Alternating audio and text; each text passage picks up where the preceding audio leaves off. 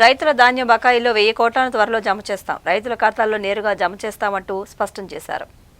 రైతుల నుంచి కొనుగోలు చేసిన ధాన్యానికి గత ప్రభుత్వం బకాయి పెట్టిన 1600 కోట్ల మొత్తంలో 1000 కోట్ల రూపాయలను రానున్న 4-5 రోజుల్లో రైతుల ఖాతాలకు జమ చేసేందుకు విడుదల చేయనున్నామని రాష్ట్ర పౌర సరఫరాల శాఖ మంత్రి నాదెండ్ల మనోహర్ తెలిపారు.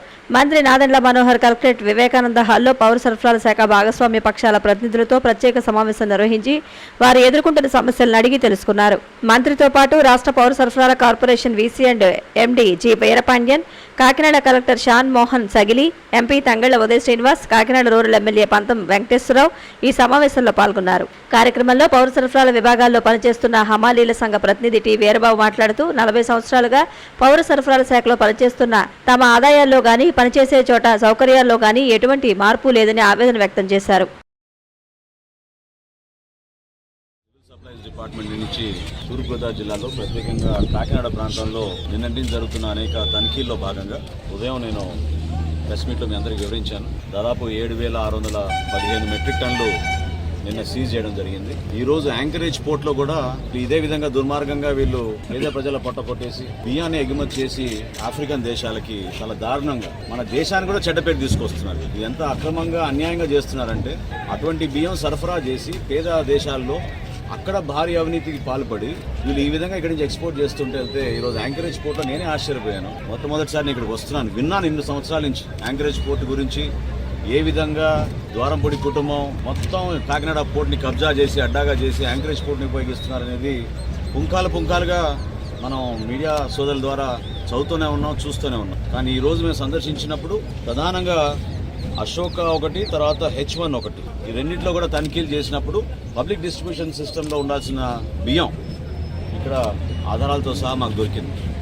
సో 2800 మెట్రిక్ టన్నులు అశోకాలో అయితే H1లో 2500 మెట్రిక్ టన్నులు, అంటే 5300 మెట్రిక్ టన్నులు ఈరోజు ఉదయం ఈ తనిఖీలో మేము సీజ్ చేశాం.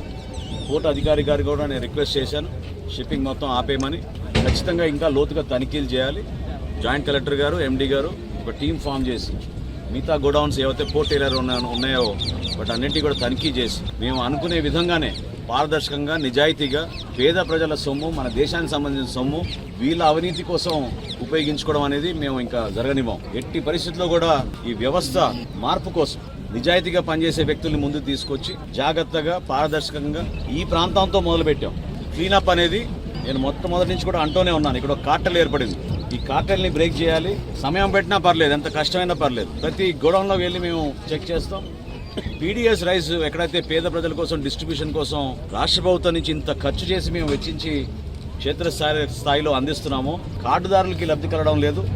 అక్కడ రైతుకి అన్యాయం జరుగుతుంది. ఆ పరిస్థితి రాకుండా చూడాల్సిన బాధ్యత మా అందరిపైన ఉంది. ఖచ్చితంగా నెక్స్ట్ ట్రిప్లో నేను వచ్చేటప్పటికి ఈ ఏరియా మొత్తం క్లీనప్ చేసి యాంకరేజ్ పోర్ట్ కూడా డైరెక్ట్గా వెళ్ళి సందర్శించి ఇంకా తీసుకోవాల్సిన సమాచారం తీసుకుంటున్నాం.